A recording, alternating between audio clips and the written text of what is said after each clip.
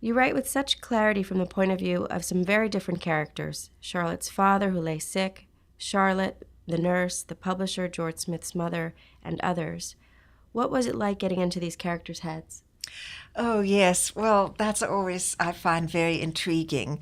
Of course, I suppose one, as a writer, always puts a little bit of yourself in each one of those characters. And so it enables you to sort of bring out different facets and perhaps to try to convey the complexities of life by bringing in such different characters. These minor characters, too, of course, nobody really knows who they were or what they were, or even if there was a nurse. I believe there was a nurse, because she's mentioned in some of the letters. In my version, she's much more sensual, and she's thinking about the food, for example, and is rather annoyed with Charlotte for not laying on, I think, a leg of lamb or something. And there's a scene where they share a glass of porter together in the middle of the night. So that was fun to be able to rely more on my imagination, sometimes with the minor characters, and to make up more about them than I could when I had these, characters like Charlotte who are very well known. But I tried always to get into the minds of each one of the characters. I think that's a difficult thing when you have done research, is to sort of get yourself away from the books you've read and really into the moment and the time and the mind of the character when the events are actually happening. So that was fun for me and allowed me perhaps a little bit more freedom with some of the minor characters than the big characters who are so well known. What remains with you most about Charlotte Bronte's story? What do you hope readers take from this story? Well, I think perhaps her indignation.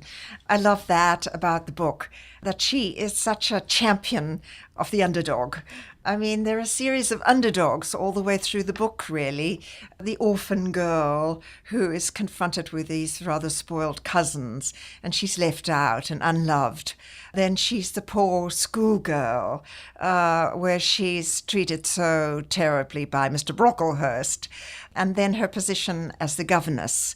All the way through the book, we have her in the position of somebody who is powerless in a way, and yet she's able to stand up to the aggressors, if you like to think of them. She stands up to Mrs. Reed. She's able to express what she thinks and feels, even with Mr. Rochester, who is her master, as she calls him.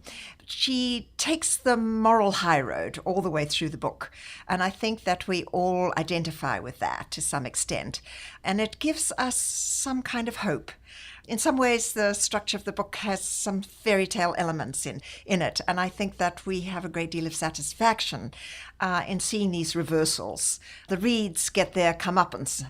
Mrs. Reed, of course, dies, and John Reed comes to a very bad end. I think it's possible that he commits suicide, suggested anyway that he commits suicide after spending all his mother's money and generally going to the dogs. So the bad people usually get their comeuppance. Poor Bertha throws herself in the fire and dies in the fire. So I think that's very satisfying to us. At the same time, the book has this kind of honesty to it too. So it's not entirely something, it's not a romance removed from the reality of our existence, so that we can identify with these characters. Jane Eyre is not an angel, so that I think she has a complexity of a human, a real person that we can identify with.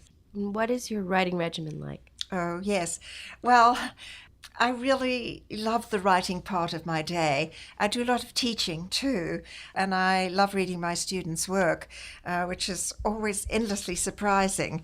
But the time that I can take for my own work is always a very special time in my day, and I do it whenever I can and almost every day. I think it becomes an obsession, writing, and one feels one can't really live without it when you've done quite a bit of it, as I have over the years. And I go back to the page it's my special place, a place of great pleasure, as well as sometimes, of course, of despair. For those readers who love the Brontes and their works, what are other classics or contemporary works that you would recommend? which may have been influenced by or share this similar spirit with the Brontes?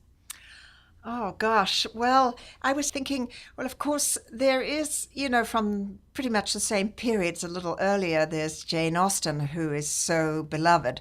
But it's interesting that she was not beloved of Charlotte Bronte, did not really adore Jane Austen the way so many of us do today. Of course, she's very different from the Brontes with her wit and the irony in her work. We don't have much irony in Charlotte Bronte. Oh, there are so many great classics. I can't enumerate them all here.